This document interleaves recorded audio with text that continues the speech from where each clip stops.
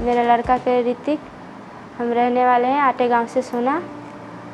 वहाँ से हमारे घर में एक सांप आया, उन्होंने हमारे बच्चे के डस लिए। वहाँ से हम इलाज करने के लिए 2-3 हॉस्पिटल में गए, दाखिला नहीं मिला। वहाँ से हम गुड़गांव हॉस्पिटल में आए, यहाँ पे दाखिला मिला नारायणा हॉस्पिटल में।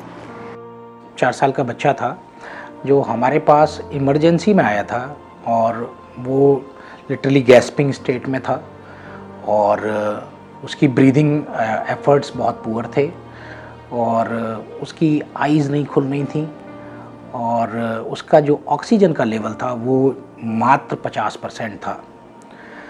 तो ऐसी किसी भी संभावना में लगता है कि अगर ये बच्चा 2 मिनट या 3 मिनट लेट अगर इसकी इमरजेंसी रूम में एंट्री होती तो शायद ये बच्चा मृत पाया जाता। तो इस स्थिति में जब ये बच्चा यहाँ पहुँचा तो हमारी इमरजेंसी टीम एकदम अलर्ट हुई और उसको तुरंत ही bag and mask ventilation support दी गई, ऑक्सीजन प्रोवाइड कराई गई, ठीक है।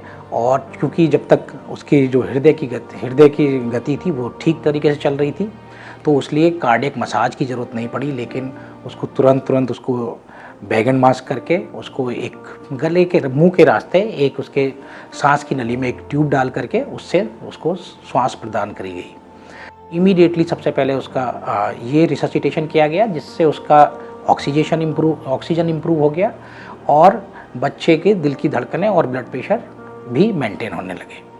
तो उसके बाद हमने इसको ASV जिसको एंटी स्नेक वेनम कहते हैं तो हमने वो स्टार्ट किया और साथ में हमने जो इसके और सपोर्टिव प्रोटोकॉल्स होते हैं वो भी स्टार्ट किए।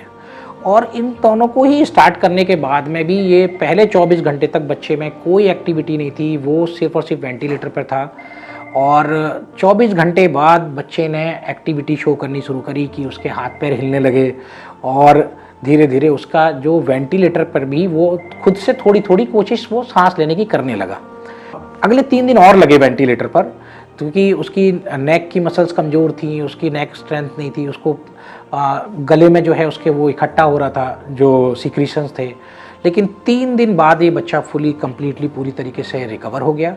हम इसे वेंटिलेटर से बाहर निकाल पाए और आज ये बच्चा अपने पैरों पर चल करके खुद घर जा रहा है और ये मेरी उम्मीद है कि ये अपनी एक बड़ी लंबी ज़िंदगी और भरपूर तरीके से जी पाएगा, एक हेल्दी तरीके से जी पाएगा। हमारे बच्चे अब थोड़ा सही है। जो डॉक्टर बिलाल हैं वो थोड़ा मदद किए हमारे, उनने भर्ती लिए, वहाँ पे इलाज हो रहा है। अब हमारे बच्चे बहुत अच्छा है। उन लोगों का शुक्रिया अदा कर रहे हैं डॉक्टर बिलाल का, जो हमारे पैसा में भी मदद किए हैं और हमारे बच्चे के जान भी बचा लिए।